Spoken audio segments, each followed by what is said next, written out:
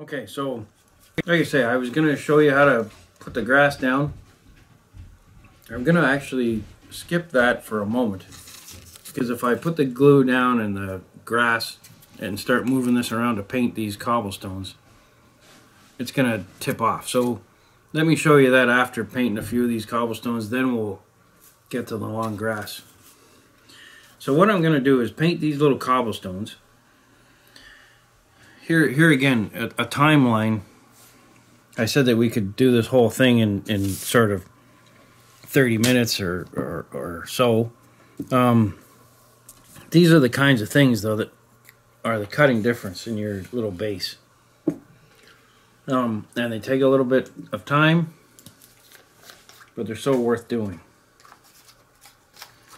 And I use water-based paints only because I'm going to eventually put MIG products over top of those as a wash. So I want to put these on with acrylics so that when I put the wash on, of course, there's no disturbance in the color. So, and now what colors do I use for cobblestones and flagstone?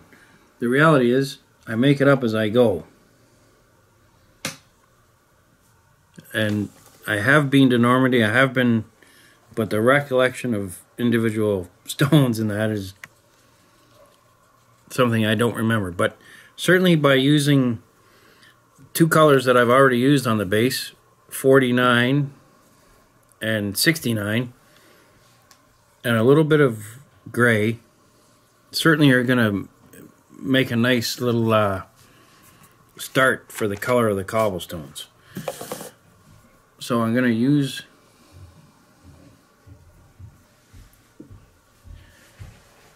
those colors, and I'm just going to start to paint the stones. And I'm going to paint the stones in a few different colors, and I like to use lots of thinner here to sort of put them on in a wash.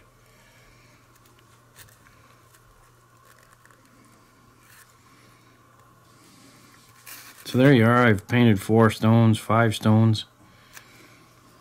Use thinner to thin out the strength of the color.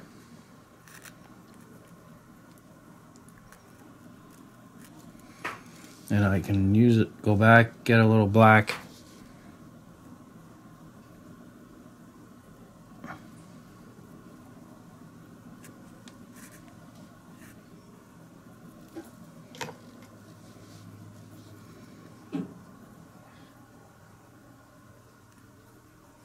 And because these stones are going to get a wash, a MIG wash, and probably some powders and what have you, I don't try to stay within the lines. I don't try to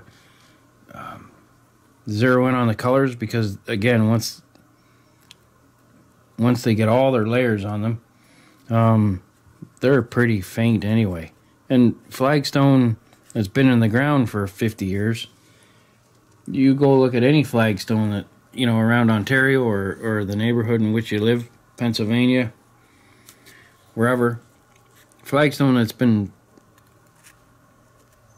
used as sidewalk for a while, or a pathway at least, they're you don't even notice them. They've blended in so well with color that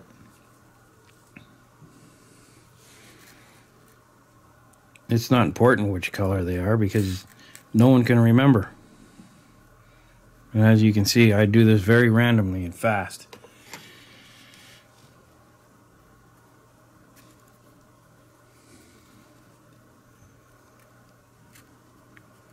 Just don't do any weird color. Like, don't go and take a bright gray or anything like that.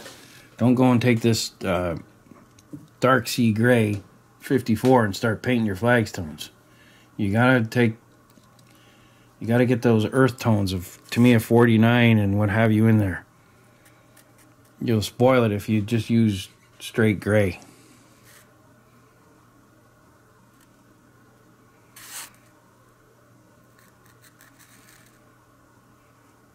Because you want the stones to be sort of hidden, sort of as if they have been, you know, in the ground for 50 years. A little pathway. 50-year-old pathway that came about before there was even trucks and cars and what have you.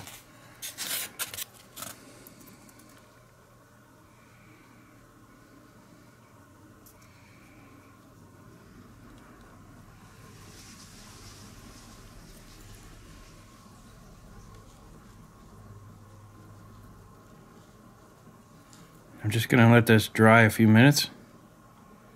Then I'm going to put some of these MIG washes on it.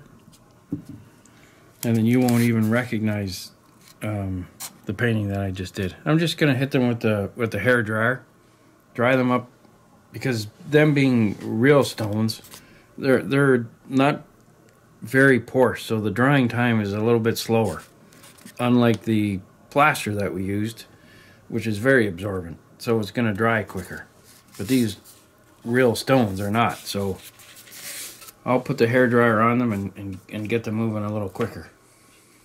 Okay, so the next thing to go down, I'm going to put down MIG's Kursk soil.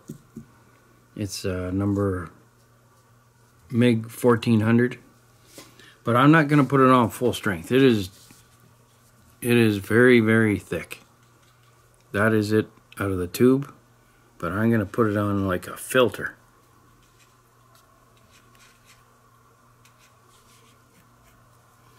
And I'm just going to brush it over top of the stones.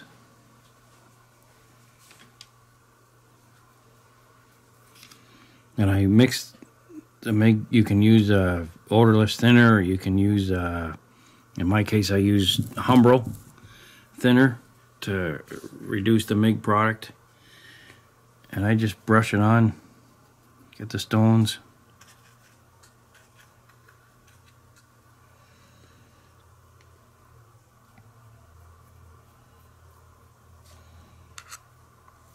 And as I said a couple minutes earlier, you want your stones to look like they've been in this pathway for 50 years.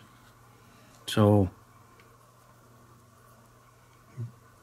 don't make them stand out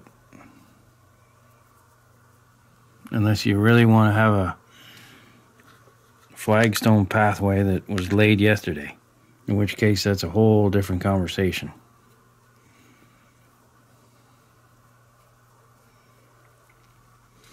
And you can take some of this oil wash, dip it amongst our groundwork here or top of our grass. Doesn't really matter. Just to change up the colors a little bit.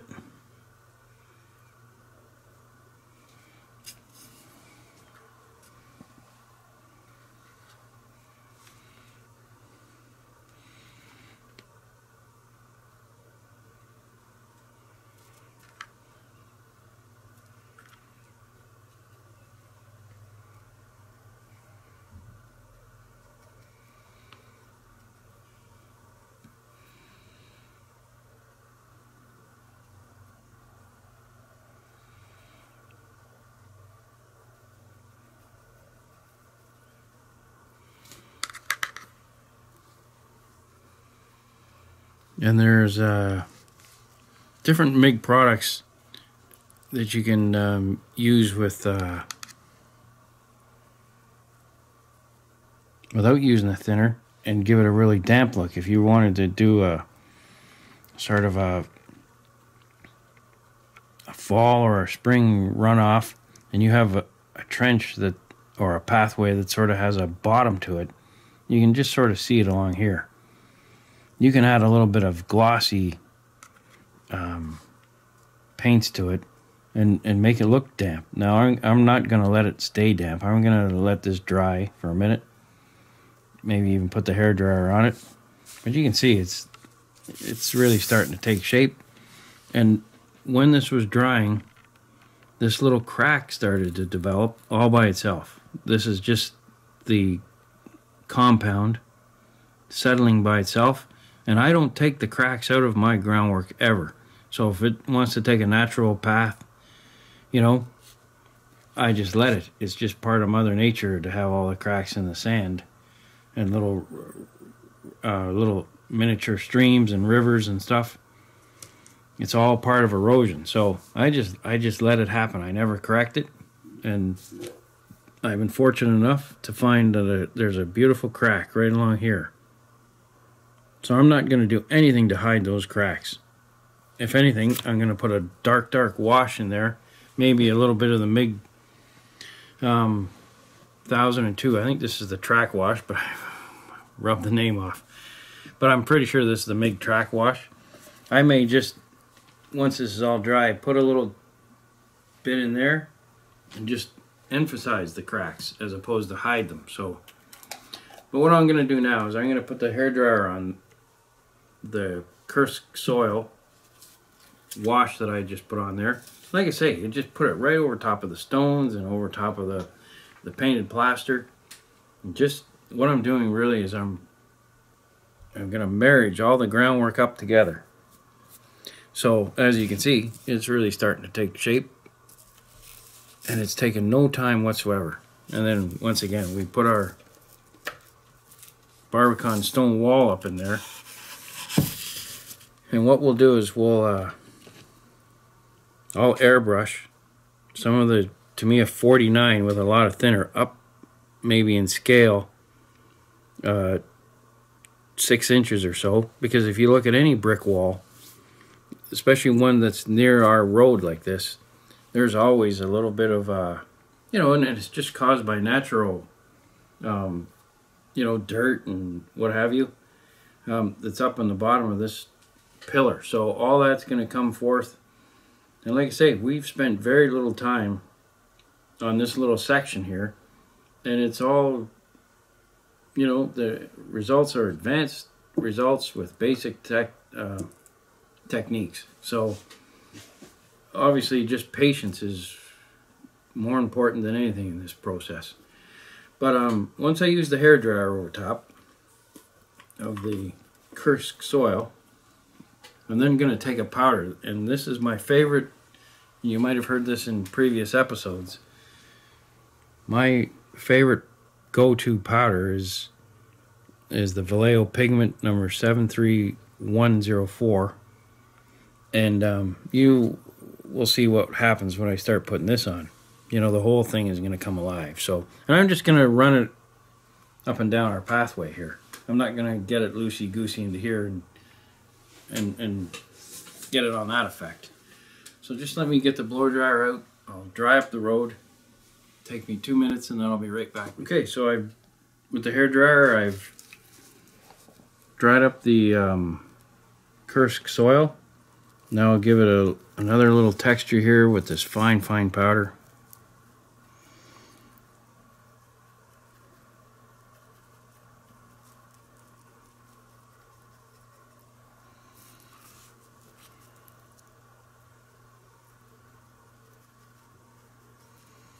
And I'm staying away from the middle of the path. But I will see how this shows first, because in the center of the pathway is where everybody walks. So they're gonna crush all the, they're gonna pick it up on their shoes and stuff, all the fine grit. So if you just keep this to the edgeway of the path,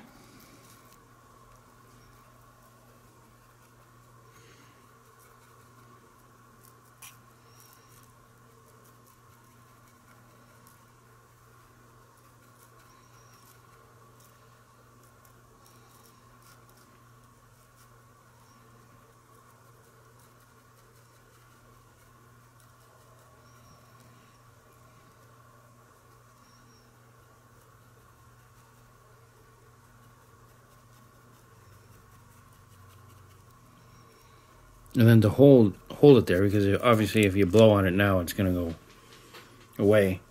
Then you can just use X20 with your little eyedropper and drop it out, and then that'll hold. You can use pigment adhesives from MIG or AK or what have you if you have them.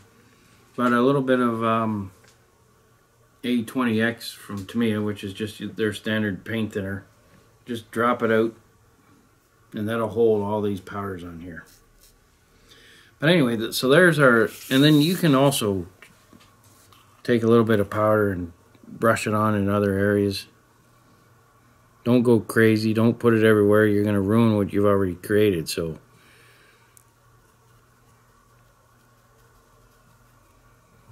just drop it around.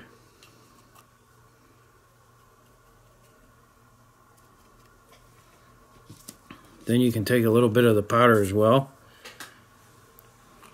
You can do this in two ways. You can use Tamiya khaki with a lot of thinner. Actually, that's what I'll do. I have Tamiya thinner ready to roll. And a little bit of khaki, and we'll just airbrush the bottom of the base there. And again, this is a formula of about 90% thinner, 10% paint.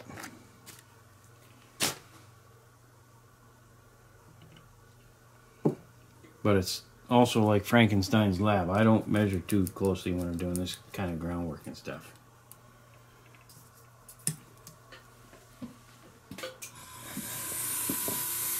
The important part here is to take one of the colors you've already been spraying with.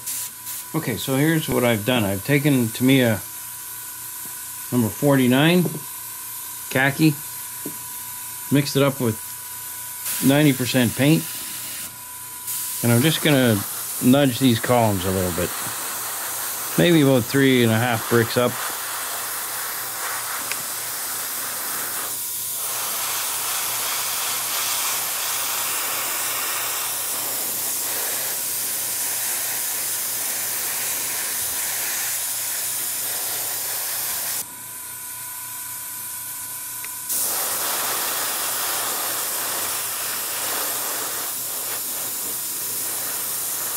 And the khaki carries enough green in it. It doesn't carry too much, but just enough green in it to give you that sort of vegetation sort of stain that you want. And then I'm just going to touch it with a little bit of my favorite Vallejo color with a dry brush.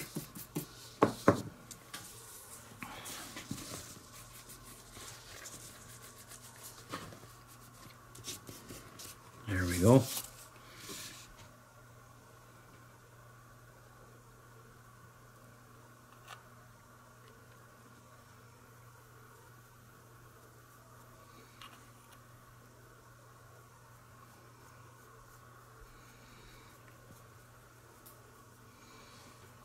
Then we'll drop it onto the model. See how it's just sort of ready up there. We just want to tone that down just a little bit. And again, this is a combat zone. There's explosions that don't hit vehicles but hit the earth, of course, and then splatter the brickwork with all kinds of loose earth and what have you. So just to blend that in nicely with the groundwork. Now you can see the marriage. The khaki and the powders that I just put on, placed against the grass that already has those colors in it. Now you can see how this little stone wall is one of the same.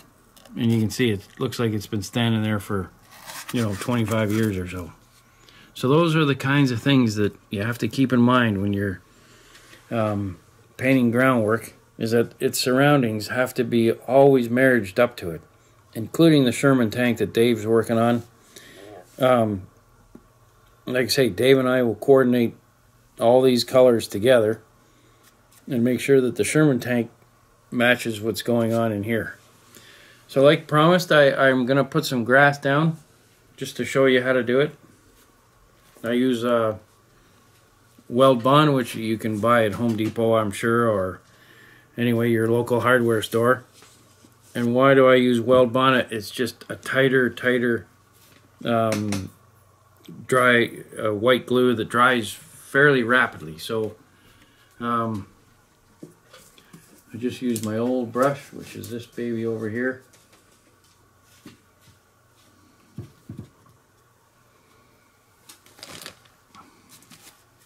Squeeze out a little bit of grass or rather squeeze out a little bit of Weld Bond.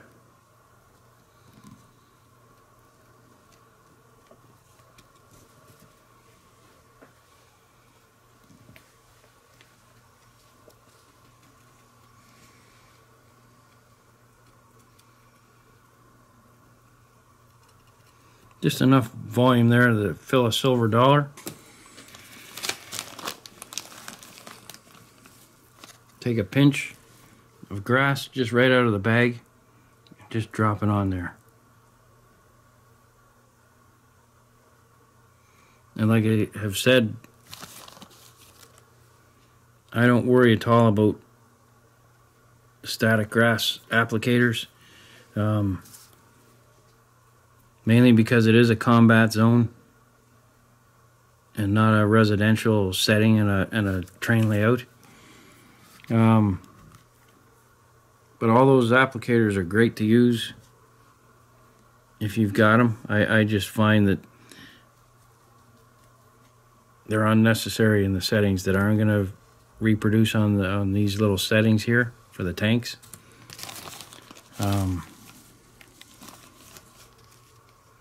And also too, as I've said, it doesn't matter which color grass you buy. It doesn't matter if it's pink, purple, bright green, evergreen, because you're gonna change the color anyway. You're gonna paint it up to match all the groundwork colors. So it doesn't matter which color grass you buy at your local hobby shop. If they don't have the color that I'm using, don't let it slow down your project.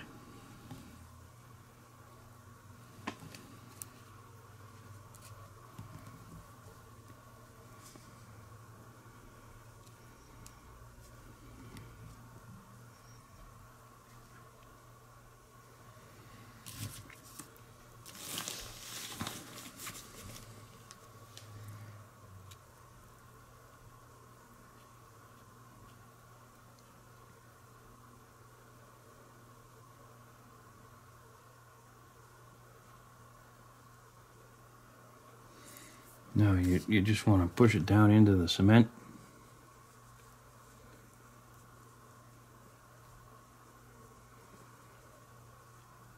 The other nice thing about Type Bond is it dries very clear. Guys use Type Bond for putting windows in their airplanes and what have you.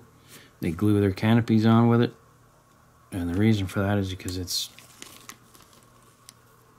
dries crystal clear. Sometimes white glue dries white, and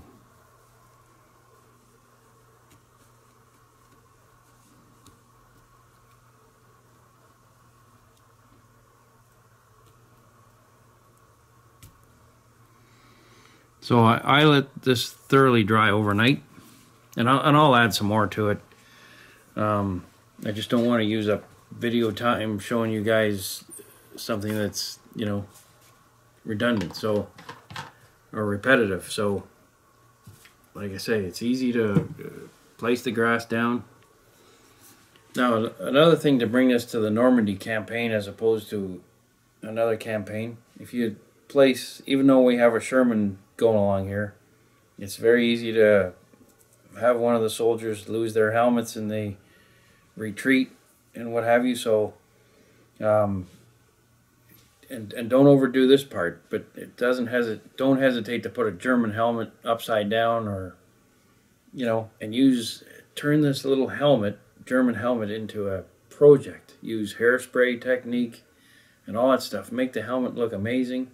If you turn the helmet over, get a photo etched lining, or if you have to, or anyway, if a certain kit comes with lining, that's fantastic. But go the full 9 yards with the little helmet that's, you know, trying to, and then also too, to prove where we are, you can put a little sign on your house in French, or, you know, there's different little ways of making sure that the guys know that this is Normandy as opposed to, you know, the Pacific Theater War, or all that sort of stuff.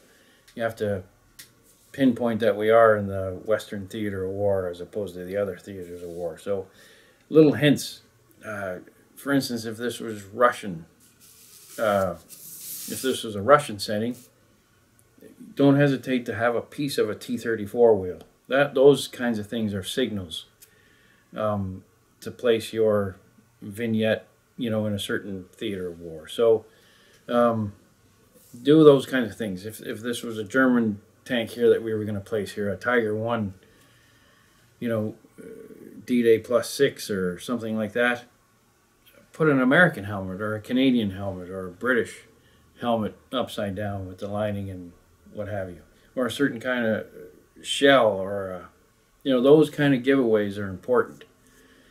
So don't hesitate to, but you can't overdo it. I saw a diorama where a guy had put a butterfly, you know, on a setting sort of like this on his fence post, and that was enough. But what it did is it sent a signal to all the modelers in the neighborhood to start putting butterflies and everything, and pretty soon you had guys showing up with half a dozen butterflies, and it was totally spoiled. So don't overdo it. If you're going to put a helmet, put one helmet, not 6 helmets. You know, all you have to do is give the signal that we are where we are. So anyway, that's the episode for today. As you can see, we can build groundwork in a Normandy setting rapidly. We've been at this for probably less than an hour, and we've pretty much finished. So don't hesitate to bring your tanks to life by putting them on nice bases.